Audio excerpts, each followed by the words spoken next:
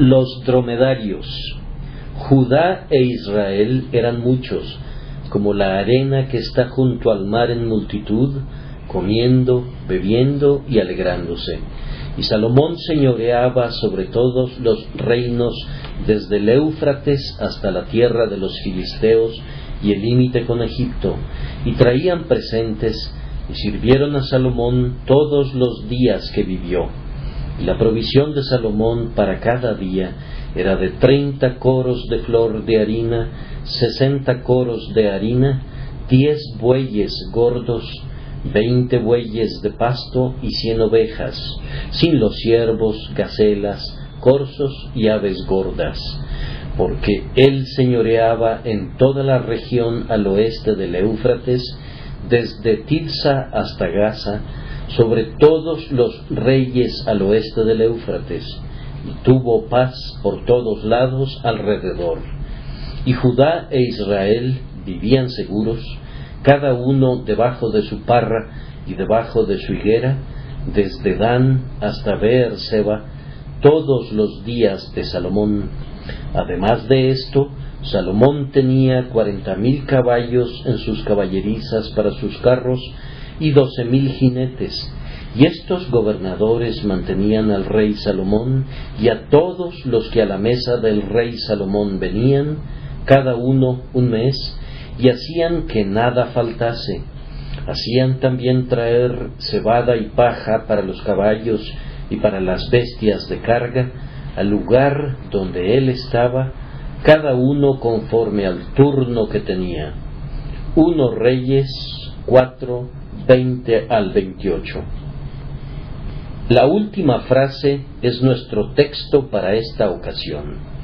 Del pasaje completo se puede inferir que el reino de Israel, bajo el poder de Salomón, era un tipo legítimo del reino de nuestro Señor Jesucristo.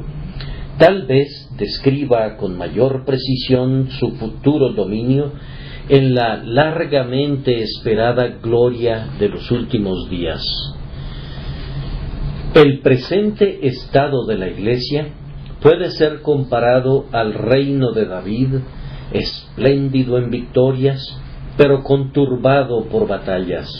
Pero vendrán mejores días, días en los que el reino se extenderá y se volverá más manifiesto, y entonces el Señor Jesucristo será visto todavía más conspicuamente como el Salomón del reino que dominará de mar a mar. Sin embargo, aún ahora, así como los que hemos creído entramos en el reposo, así también participamos de una provisión más rica que es suministrada por el pacto de gracia, incluso en el tiempo presente. Y yo podría decir de todos los que estamos bajo el señorío de Cristo, que moramos en una región de paz, cada uno debajo de su parra y debajo de su higuera, sin que nadie nos asuste. Ahora, pues, ninguna condenación hay para los que están en Cristo Jesús, y, justificados pues por la fe, tenemos paz para con Dios por medio de nuestro Señor Jesucristo. La paz de Dios, que sobrepasa todo entendimiento, guarda efectivamente nuestros corazones y nuestros pensamientos en Cristo Jesús. Israel, bajo Salomón, gozaba de abundancia, lo mismo que de paz. ¿Qué dice el historiador? Eran muchos, como la arena que está junto al mar en multitud, comiendo, bebiendo y alegrándose. Se dice que había tal abundancia en la tierra en el tiempo de Salomón, que el oro no valía más que la plata, y la plata se había vuelto de casi del mismo valor que el hierro, y en cuanto a los otros metales, se consideraban como algo insignificante. Los metales preciosos se habían vuelto tan comunes que ya casi no eran preciosos, pues eran muy copiosos. Toda la tierra fluía con leche y miel, y la gente se regocijaba y estaba alegre. Ciertamente el Señor Jesucristo ha traído a su pueblo a un estado de suprema afluencia, pues todo es vuestro, sea lo presente, sea lo porvenir, todo es vuestro, sea la vida, sea la muerte, todo es vuestro, y vosotros de Cristo, y Cristo de Dios. Cuánta abundancia tiene el hombre a quien el Señor ha dicho: no quitaré el bien a los que andan en integridad. Todo lo que pidiereis en oración, creyendo, lo recibiréis. Él nos ha dado carte blanche, carta blanca, en la oración. Él ha puesto en nuestras manos las llaves de su tesoro y nos ha ordenado que tomemos lo que queramos. Ha dicho: deleítate a sí mismo en Jehová, y Él te concederá las peticiones de tu corazón.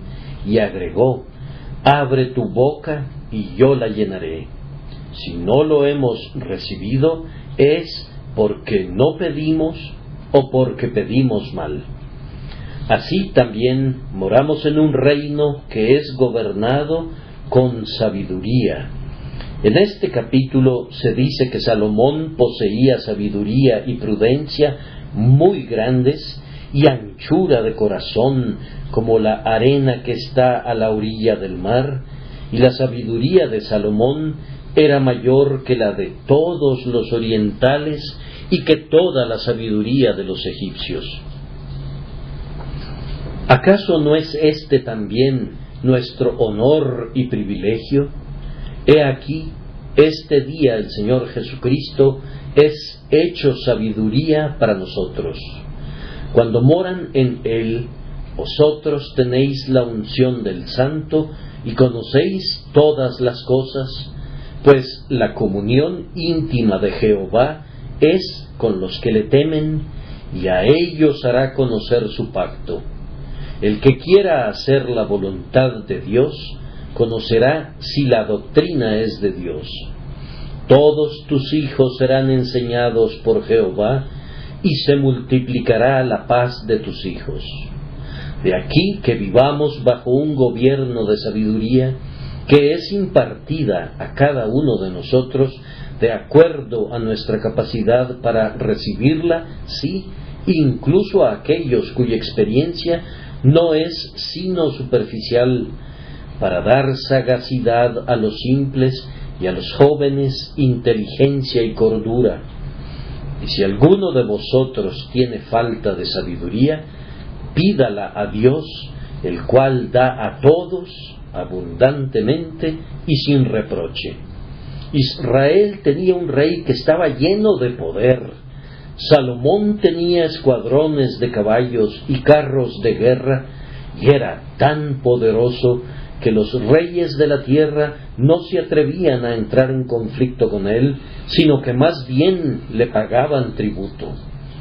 En cuanto a nuestro rey, cuenta con fuerzas superiores a los caballos y carros de guerra, pues no tiene sino que hablar a su padre, y de inmediato le enviaría 20 legiones de ángeles. Toda potestad le es dada en el cielo y en la tierra. La plenitud de la deidad habita en él, para ayuda y defensa de su pueblo, y si pudieran abrir sus ojos, verían caballos de fuego y carros de fuego que rodean a su Señor. Ejércitos de ángeles ascienden y descienden sobre el Hijo del Hombre, y todo el cielo está en movimiento para cumplir los propósitos de Dios en Cristo Jesús.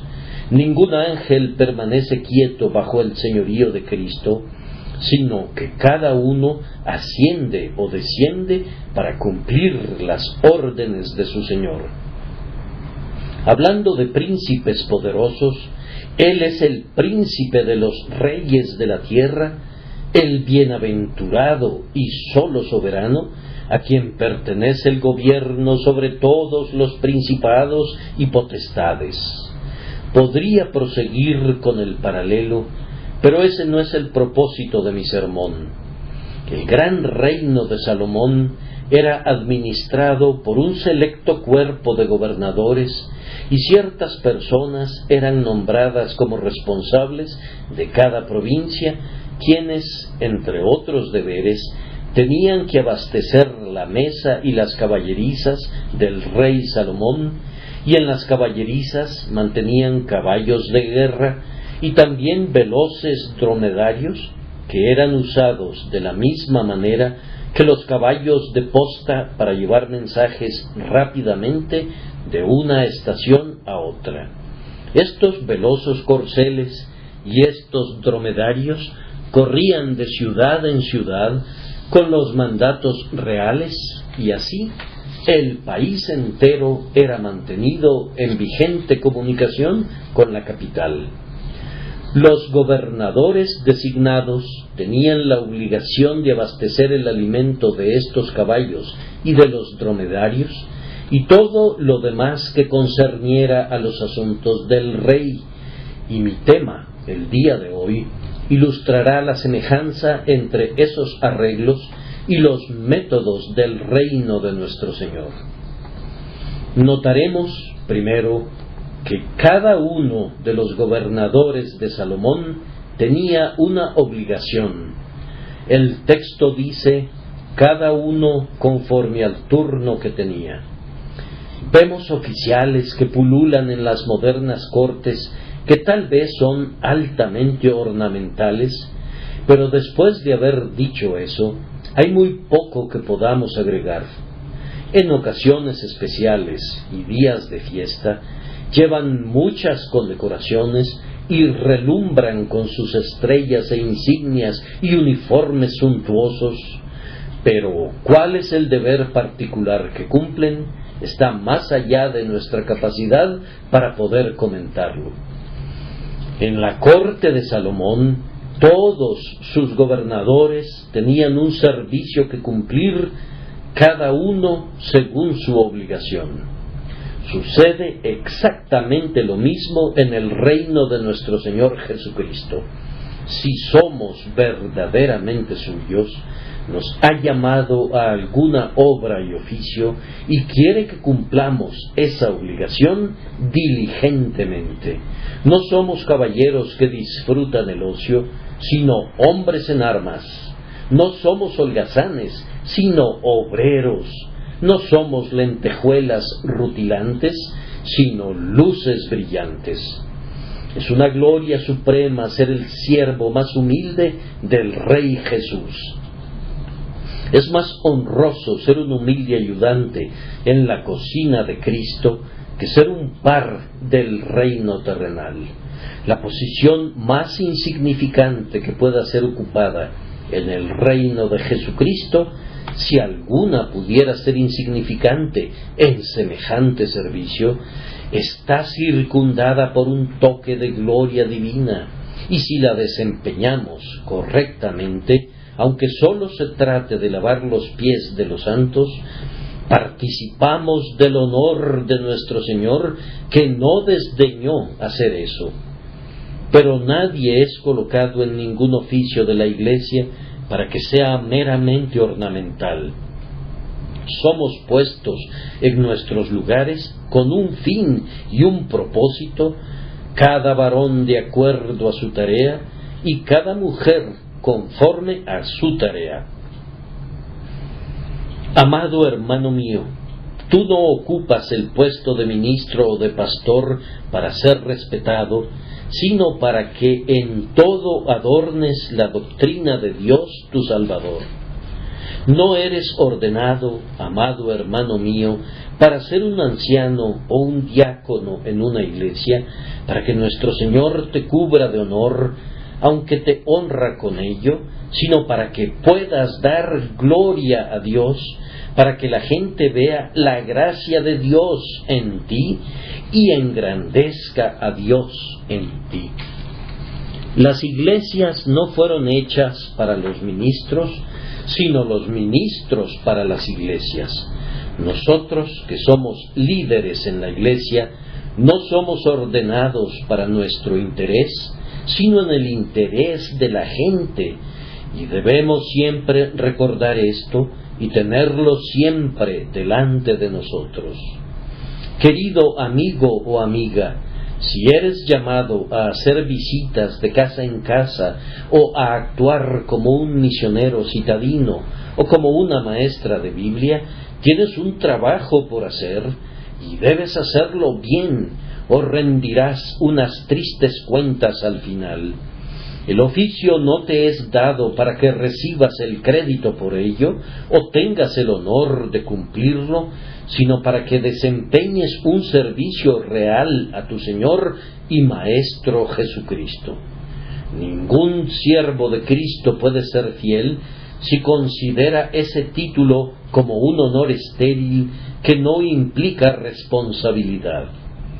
Si queremos ser siervos y gobernadores bajo nuestro grandioso Rey, debemos inclinar nuestra cerviz al yugo y no debemos imaginar que bastará que atemos cargas sobre los hombros de otros y que actuemos como mirones.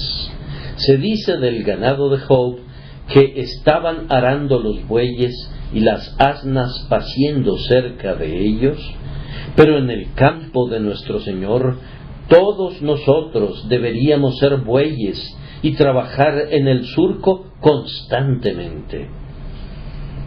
Quienes servían a Salomón eran gobernadores bajo un rey estricto, pues su sabiduría era tal que no hubiera tolerado infidelidad en ningún oficio.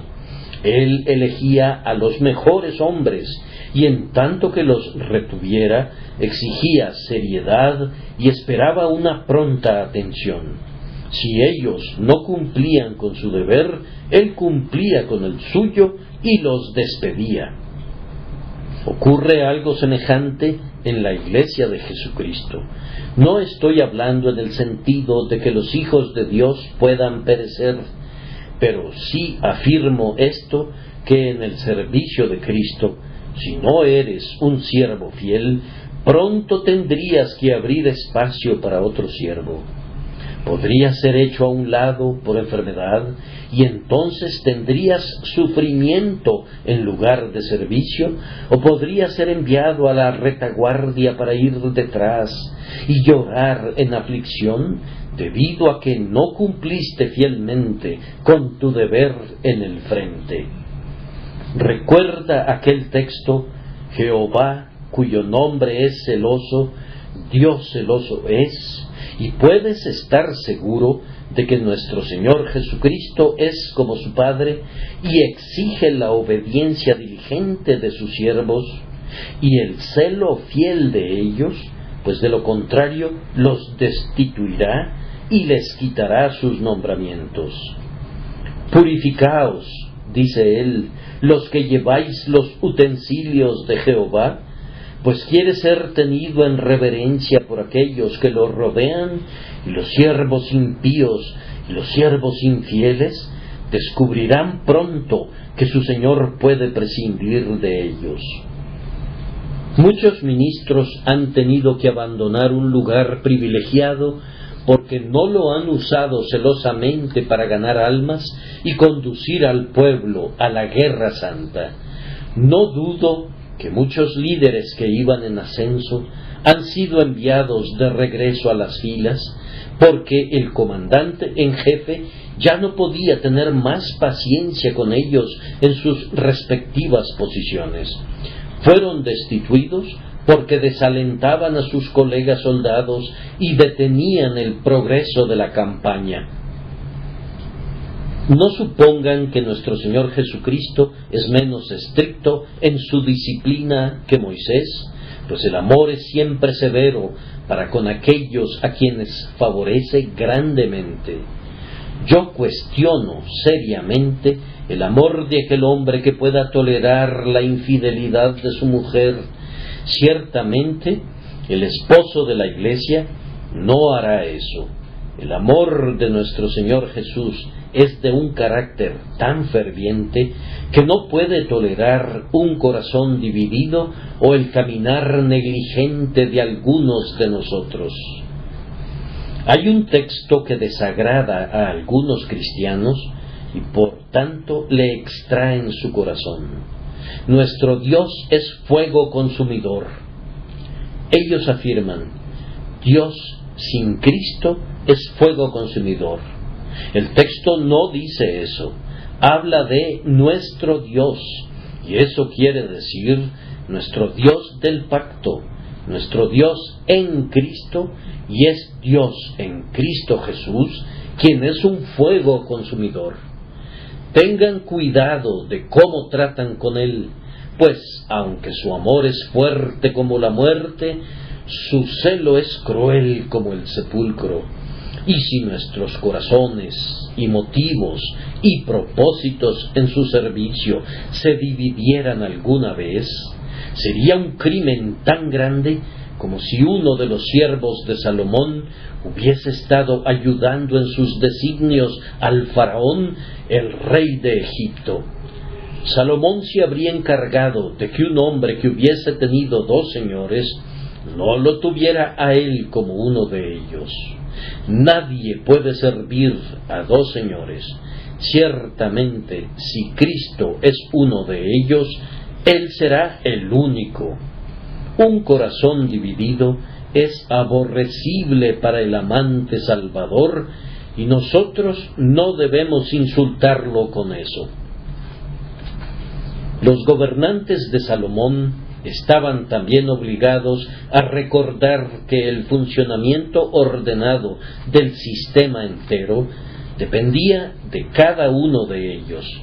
Es decir, Salomón lo había establecido todo de tal manera que había una manada de caballos en una cierta ciudad y el gobernador señalado debía proveer para su alimentación cebada y paja debían ser proporcionadas en el lugar especificado en cantidad suficiente para los caballos de esas caballerizas especiales. No habría servido de nada que las enviaran a algún otro lugar, y si un gobernador hubiese fallado en suministrar su departamento, los caballos habrían padecido hambre y el sistema se habría desengranado. Ahora, en cualquier iglesia cristiana bien ordenada, un cristiano que no sea fiel a su responsabilidad no se da cuenta del daño que hace. Más bien, en la medida que le es posible, desengrana toda la maquinaria y, aparte de la misericordia intercesora y la suprema sabiduría de Cristo, pondría en desorden la economía entera de la casa del Señor. Hermanos y hermanas, cuando descuidamos una parte de nuestro servicio, pensamos que todo termina allí, pero no es así. Si un padre descuida su deber para con sus hijos, el hijo sufre un daño, pero el problema va más allá. Ese niño, en su vida posterior, disemina el mal mediante su ejemplo y lo transmite a sus descendientes, a los hijos de sus hijos después de él. Si un cristiano en la iglesia se mantiene en la retaguardia cuando debiera estar en el frente, o se pone en el frente cuando debiera estar en la retaguardia, trastornaría todo el asunto, de tal forma que las cosas no se moverían sin tropiezos.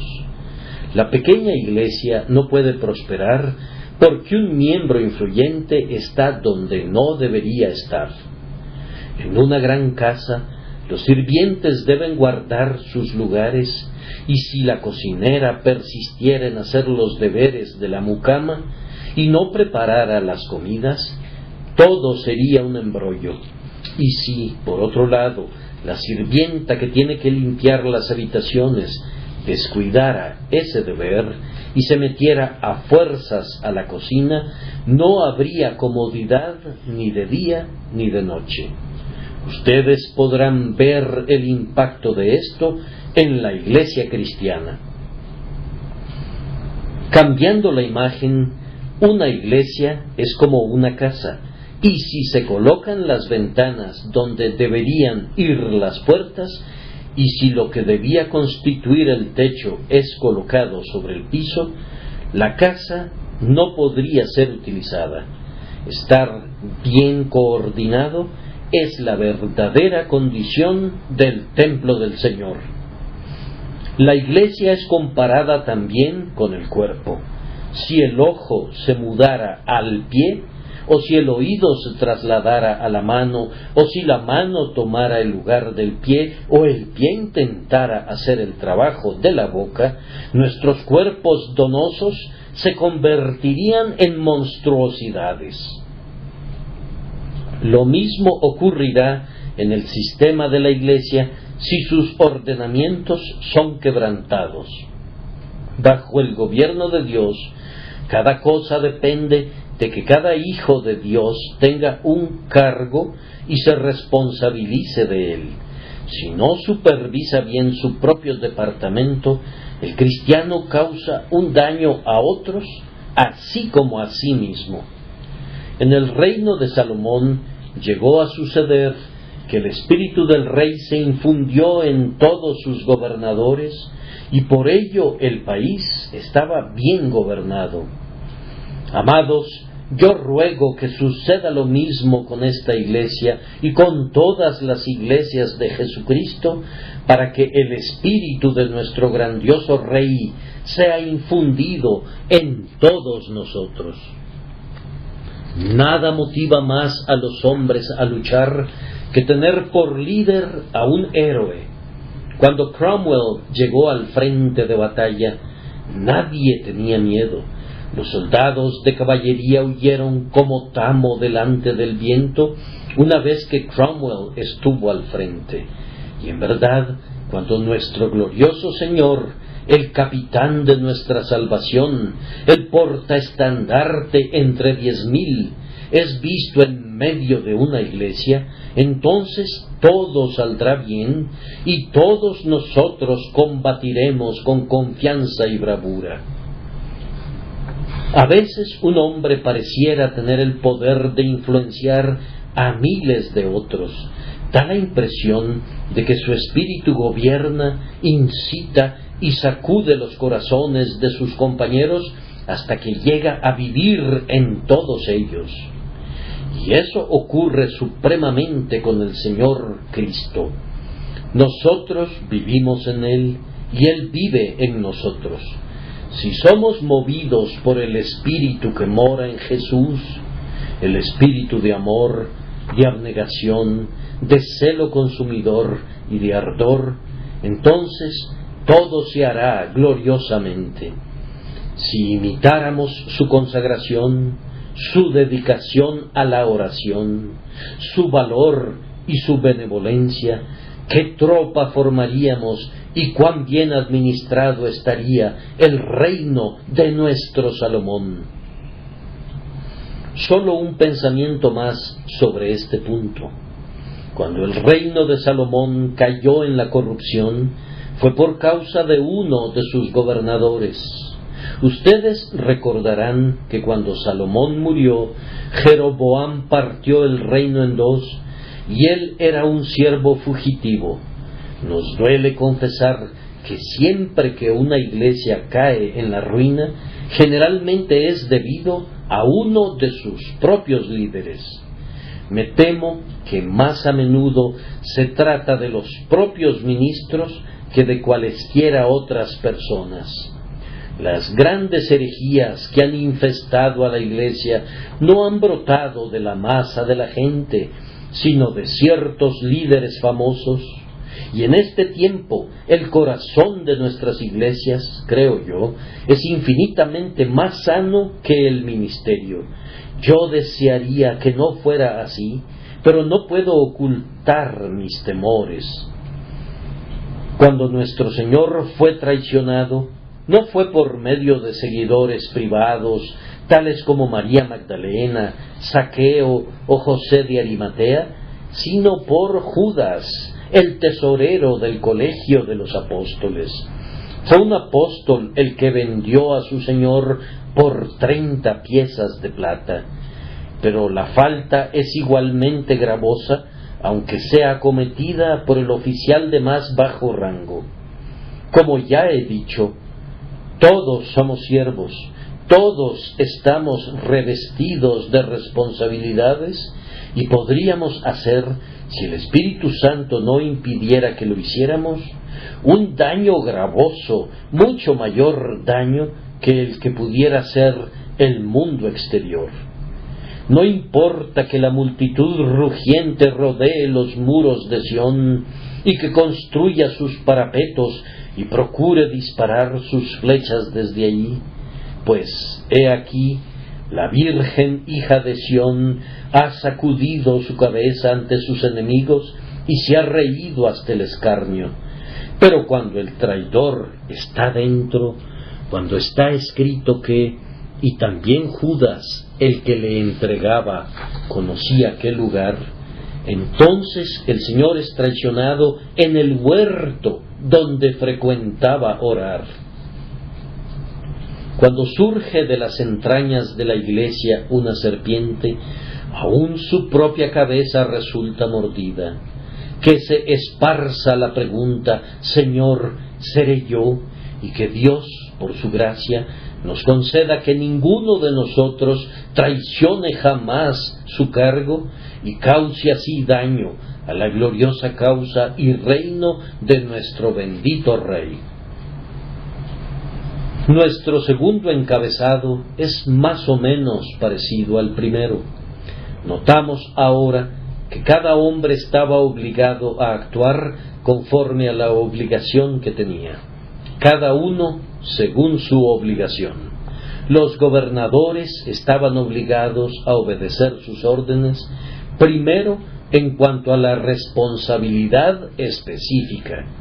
Algunos de ellos tenían que proveer para la mesa de Salomón bueyes gordos, y otros tenían que vigilar que los corzos fueran cazados y que las aves fueran engordadas con el mismo propósito, mientras que otros eran responsables de suministrar la cebada y la paja para los caballos y los dromedarios.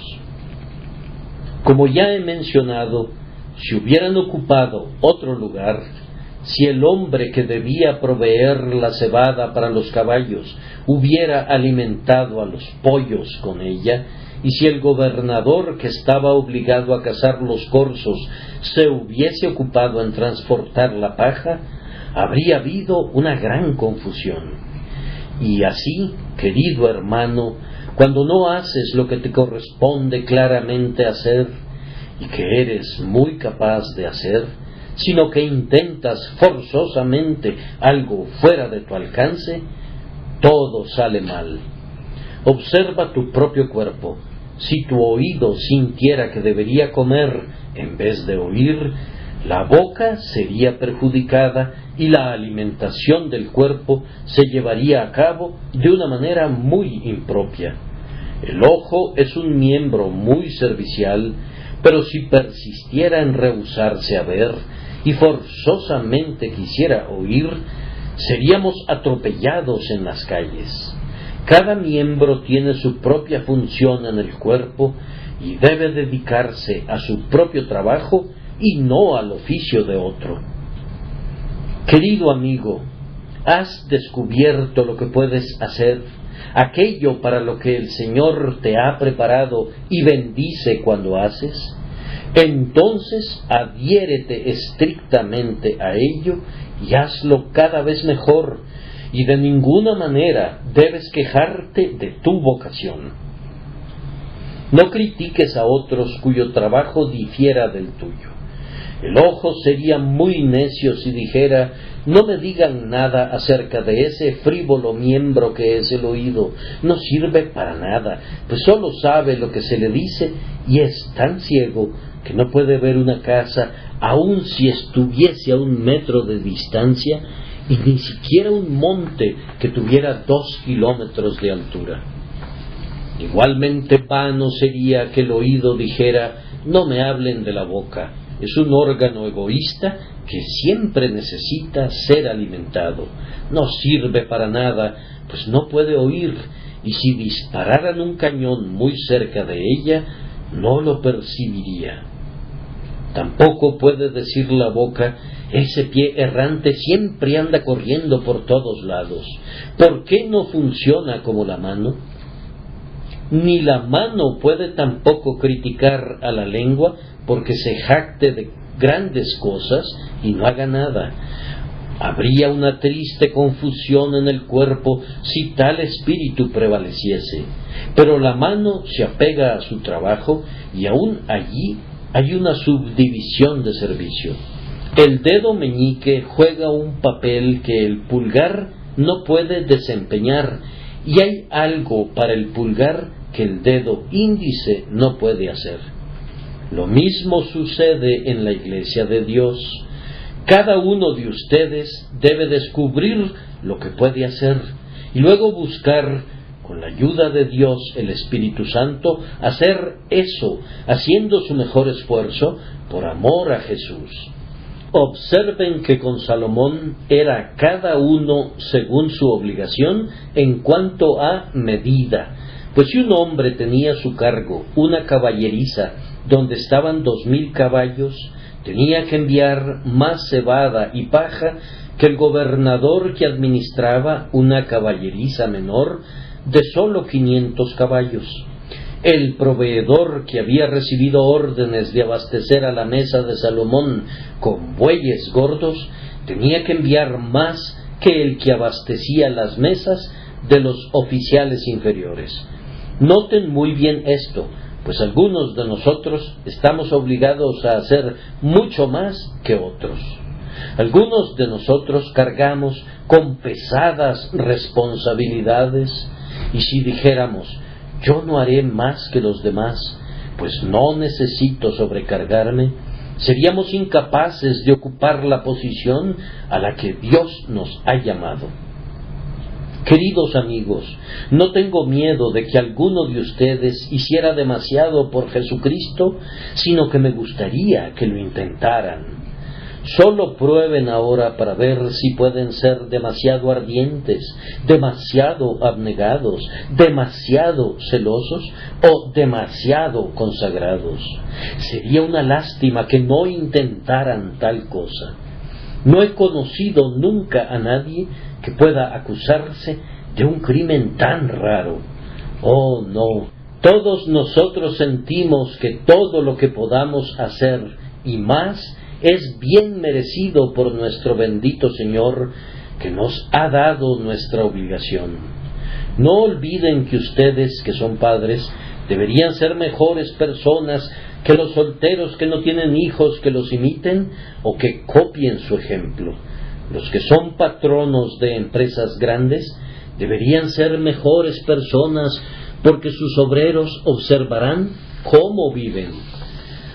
Los que tienen talentos y habilidades deberían ser más activos que aquellos que no cuentan con eso, pues 5 talentos exigen mayor interés que 1. Por favor, recuerden la regla de la proporción. Si tienes 5 talentos y tu hermano tiene solamente 1, podrías hacer el doble de lo que él hace y sin embargo no cumplir con tu meta. Él es fiel con su pequeño capital, pero tu proporción es 5 veces mayor y por tanto es doblemente insuficiente de lo que se espera de ti. Muchas sirvientas jóvenes dan su moneda de 4 peniques como ofrenda, y si los que son ricos mantuviesen la misma proporción, el oro no sería un metal tan escaso en la tesorería del Señor.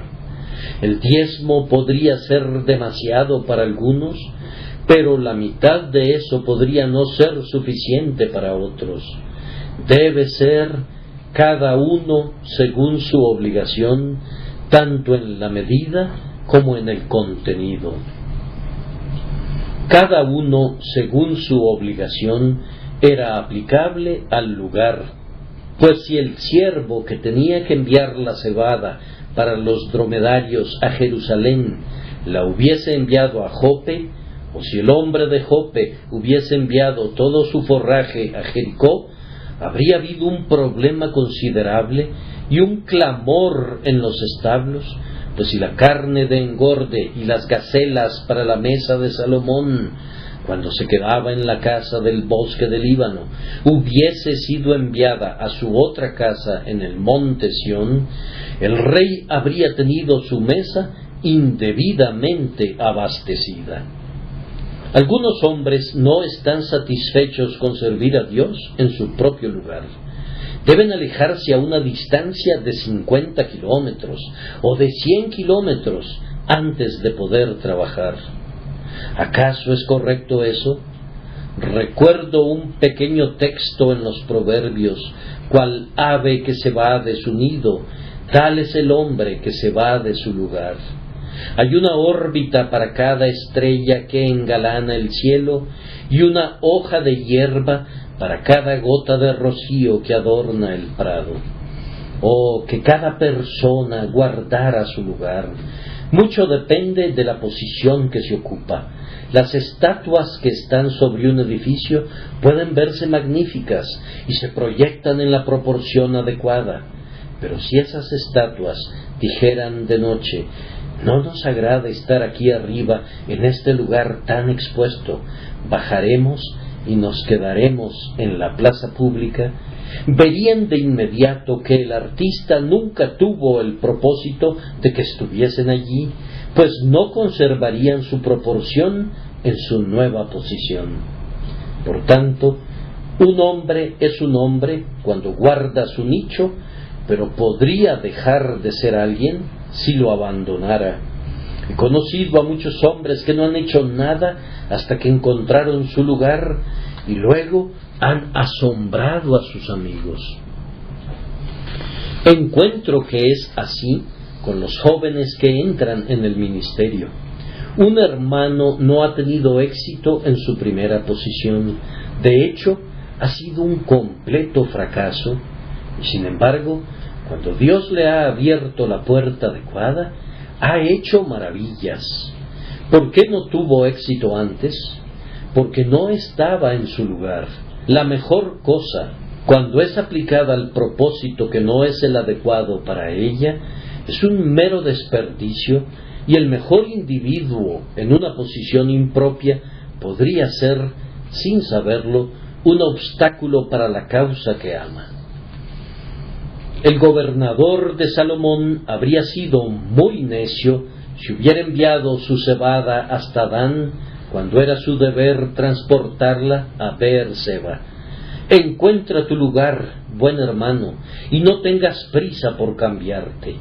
El que abre una tienda en una docena de ciudades en la misma cantidad de años, al final buscará en vano una tienda que lo mantenga. El espíritu errante conduce a la pobreza. Quienes están ávidos de cambiarse porque se imaginan que dejarán atrás sus problemas, están muy engañados, pues estos se encuentran en todas partes. Pronto se verían involucrados en la misma situación que Jonás, que pensó que todo estaría bien si pudiera evitar las pruebas de Nínive, pero se había olvidado de los problemas de estar a bordo de un barco en medio de una tormenta. Yo no creo que habría querido huir a Tarsis otra vez. Ese único experimento lo satisfizo, y yo espero que ustedes se beneficien de su experiencia. No traten de huir por su propia cuenta, pues si en efecto se esforzaran por escapar de la ardua labor para su Señor, quisiera que recordaran que el mar es lo mismo de tempestuoso ahora que como ha sido siempre, y las ballenas son ahora más escasas que en los días de Jonás, y es muy poco probable que depositen en la costa a un hombre vivo. Guarden su lugar, cada uno según su obligación. Además, cada individuo debía actuar conforme a su obligación en cuanto al tiempo, porque el pasaje habla de cada uno un mes. Si el hombre del mes de enero se hubiera cuidado de abastecer a la mesa de Salomón en febrero, ¿qué habría pasado? Había un hombre establecido para febrero, y habría habido 2 suministros para un mes, pero ninguno para las primeras semanas del año. Si el gobernador designado para agosto se hubiera reservado para septiembre, el grano que era necesario para los caballos y los dromedarios en agosto habría faltado. ¿Y qué habrían hecho esas pobres criaturas durante ese mes? Mientras el grano estuviera en camino, los corceles se habrían muerto de hambre. En el servicio de Cristo hay mucha importancia en ser puntual, en hacer a tiempo cada cosa.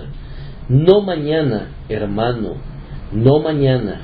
Ese día le pertenece a otra persona. Hoy es el día para ti. Levántate y haz tu trabajo del día. Alguna alma ha de ser ganada para Cristo. Alguna verdad ha de ser vindicada. Alguna obra de necesaria caridad ha de ser llevada a cabo. Alguna santa oración prevaleciente ha de ser ofrecida y ha de hacerse de inmediato. Antes de que se levante el sol del día de mañana, asegúrate de haber cumplido con tu obligación, pues el tiempo referente a estos solemnes asuntos es vida.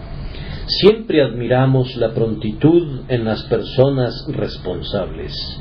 Si tienen que cumplir con un deber público, no podemos soportar que las personas dejen las cosas pendientes para hacerlas gradualmente o no hacerlas nunca. Si Jesucristo hacía esto y aquello enseguida, pues Marcos se preocupó siempre en describirnos cómo lo hizo. Imitemos su prontitud y sirvamos a Dios sin las demoras del indolente. Concluyo con el tercer punto, que cada hombre recibiría suministros según su obligación. Yo no entiendo muy bien el significado preciso y definitivo de mi texto. Seguramente significa que no solamente un conjunto de gobernadores habría de enviar la cebada, sino que otro conjunto de oficiales habría de recibir la cebada y la paja en proporción al número de caballos y de dromedarios. Hacían también traer cebada y paja para los caballos y para los dromedarios, al lugar donde los gobernadores estaban, cada uno según su obligación, es decir, de conformidad al número de caballos que debían ser alimentados. Tal era la cantidad de cebada y de paja que era enviada para su alimentación. De lo que deduzco, primero, que en lo concerniente a los siervos de nuestro Señor Jesucristo, una gran obligación recibida de parte suya es una garantía de grandes provisiones. Hay algo muy consolador en esto en cuanto a los asuntos temporales. Algunas personas declaran que Dios envía bocas, pero que no envía pan, o por lo menos dicen que Él envía las bocas a una casa y el pan a otra. Si así fuera, aquellos que reciben demasiado pan deberían enviarlo a sus vecinos alrededor. Sin embargo, noto que de alguna manera, donde hay bocas, el pan efectivamente llega. Con frecuencia me asombra, debo confesarlo, y hace brotar lágrimas de mis ojos cuando lo veo, y en verdad es perfectamente maravilloso que las pobres viudas con una caterva de niñitos los alimenten de alguna manera. La pobre mujer viene al orfanato con un niñito y no se quiere separar de él, pero la necesidad la obliga. Y cuando le hemos preguntado: mi buena mujer, ¿cuántos niños tenías cuando murió tu esposo? Ella ha respondido: 7, Señor, y ninguno de ellos era capaz de ganar un centavo. Has estado abriéndote paso sola estos 3 o 4 años. ¿Cómo has podido hacerlo? Ah, Señor, responde, solo Dios sabe. Yo no podría decirle no. Y hay muchos amados hijos de Dios que no sabrían decirte cómo sobrevivieron, pues han vivido y sus hijos también. El Señor les deja una gran obligación y a su manera les envía la provisión. La mayoría de nosotros ha descubierto que si nuestro Rey nos envía dromedarios, también nos envía la cebada. Ha sucedido así en mi caso, en el asunto de nuestros 250 huerfanitos de Stockwell. Nuestro Dios, lleno de gracia, nos ha enviado siempre lo suficiente y los muchachos no han conocido carencias. Y cuando recibimos otros 250 niños y cuando tenemos niñas lo mismo que niños, me siento seguro de que nuestro Padre Celestial proveerá para todos ellos. Yo espero que todos ustedes recuerden que la provisión debe llegar instrumentalmente a través del propio pueblo del Señor y mucha de ella por medio de los lectores y de los que escuchan los sermones, pero vendrá. Si el Señor pone más dromedarios en mis establos, confiaré en el correspondiente incremento de la cebada y de la paja, pues estoy muy seguro de que Él los enviará. Cuando pienso en mi querido amigo, el señor George Mueller, con 2050 huerfanitos y nada de lo cual depender, como dicen, sino solamente oración y fe, me regocijo grandemente. Él no tiene nunca un temor ni una carencia y está tan tranquilo como si fuese un día de guardar encarnado. Si tuviésemos 20,000 huérfanos que alimentar, nuestro Señor es sumamente capaz de abastecerlos a todos. Él alimenta el universo y muy bien podemos confiar en Él. Si tuviésemos una fe sencilla, semejante a la de un niño, descubriríamos que una gran obligación es una garantía de una gran provisión, cada uno según su obligación. Lo mismo que ocurre con las cosas temporales, sucede con la gracia. Cuando Dios da a un hombre unas cuantas personas que cuidar, le da la gracia suficiente, y cuando le da 10 veces ese número, Él incrementa la unción divina. Si el Señor te envía una pequeña prueba, querido hermano, tendrás la gracia suficiente, y si te envía una prueba gigantesca, de igual manera tendrás suficiente gracia. Si te diera alguna pequeña obra para que la desarrolles en la retaguardia, tu fuerza será como tu día, y si te asignara una gran obligación en el frente de la línea enemiga, no te faltará nada, cada uno conforme al turno que tenía. No contarás con un centavo de gracia excedente, no tendrás nunca demasiada gracia para que te jactes de ella y hables de haber vivido durante meses sin pecar y de insensatas cosas parecidas. Te verás forzado a sentir que, cuando hubieres hecho todo, siervo inútil eres. Nunca en mi vida he tenido en la mañana el maná sobrante del día anterior, ni siquiera migajas. He estado tan hambriento siempre que he tenido que devorar todo lo que podía recibir en ese lugar y en ese instante. He vivido de la mano a la boca.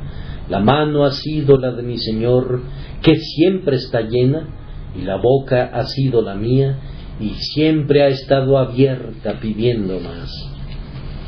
Cuando he tenido en mi ministerio una doble cantidad de comida, he tenido un doble número de personas que alimentar. La gracia del Señor ha sido suficiente para mis necesidades, pero no me ha dejado espacio para gloriarme en el yo. Sin embargo, tómenlo como un hecho seguro que una gran obligación es una garantía de una gran provisión. Ahora vamos a voltear la verdad y diremos que una gran provisión indica una gran obligación. Oh, que algunos pensaran en esto. Un hombre se ha vuelto más rico de lo que solía ser. Hermano, con más cebada y con más paja, deberías mantener más dromedarios. Quiero decir que Dios no envió ese grano para que lo destruyeran los ratones, sino que tiene el propósito de que sirva de alimento. Cuando Dios da a los hombres dinero o medios de cualquier tipo, deberían sentir que son sus mayordomos y usar todo lo que tengan para su Señor. Si no lo usaran, sino que lo guardaran, les sucedería lo que una vez le aconteció a un arroyuelo. Siempre había estado corriendo, serpenteando, haciendo fluir su corriente hacia el río y vaciándose siempre de esta manera, pero siempre rebosante. Este arroyuelo se volvió avaro y dijo: he sido demasiado pródigo, no he hecho ninguna provisión para el clima del ardiente verano, siempre doy todo lo que recibo. El agua corre a través de mí en una corriente perpetua y nada se queda. Esto debe cambiar. Voy a formar un gran acopio y a llenarme. Así que se formó una ribera que lo atravesaba. Construyó una represa y las aguas comenzaron a crecer y a elevarse. Después de un corto tiempo, el agua adquirió un color verde y se volvió pestilente. Se llenó de todo tipo de malas hierbas y se volvió guarida de todo tipo de criaturas que se arrastraban y comenzó a exhalar un olor ofensivo. Se convirtió en una gran molestia para los aldeanos, que tuvieron que llamar a las autoridades sanitarias para deshacerse de él, pues se había convertido en fuente de fiebres. ¿Qué te pasó, tú que fuiste un arroyo centelleante? ¿Qué fin ha llegado a tu brillante y alegre vida? ¿Ven el sentido de la parábola? Recuerden que en Palestina hay un mar que siempre recibe y nunca da. ¿Cómo se llama? El Mar Muerto. Siempre habrá de ser el Mar Muerto mientras ese sea su carácter. Si abrieran un canal hasta el gran océano para dejar que sus aguas corriesen, podría volverse dulce, pero de otra manera nunca podría volverse. El hombre que recibe mucho pero no da nada está muerto mientras vive. El que cuenta con grandes ingresos debe considerar que tiene grandes cargos y debe actuar de conformidad. Cuando un hermano tiene grandes talentos, grandes posesiones, gran influencia, cuando es grande en todo, por gracia de Dios debe decir: Dios requiere grandes cosas de mí, porque a todo aquel a quien se haya dado mucho, mucho se le demandará. Es una ley del reino de Cristo, una ley que Él vigilará que siempre se cumpla. Por tanto, concluyo con esto. Alguien podría decir: casi desearía poder escapar de la responsabilidad de ser un siervo de Cristo. Amado hermano, toma nota de estos 2 o 3 hechos. No puedes mejorar tus circunstancias como un siervo de Cristo al minimizar tu obligación. Si dijeras: no voy a intentar tanto, no mejorarías tus circunstancias tomando ese rumbo, pues si reduces el trabajo, el Señor disminuirá la fortaleza. Nuestro grandioso Salomón cortará algunos de los suministros si tienes menos dromedarios que alimentar, y así no podrías estar mejor. Si mantienes 6 dromedarios, Él te dará provisión para 6. Si optas por mantener 3, Él te dará provisiones únicamente para 3, y serás más pobre en lugar de más rico. Tampoco puedes mejorar tus circunstancias a través de incrementar entera y únicamente la provisión, pues si recibieras más paja y cebada, ciertamente nuestro Salomón te enviaría más dromedarios. Entre más fuerza tengas, tendrás más tribulaciones.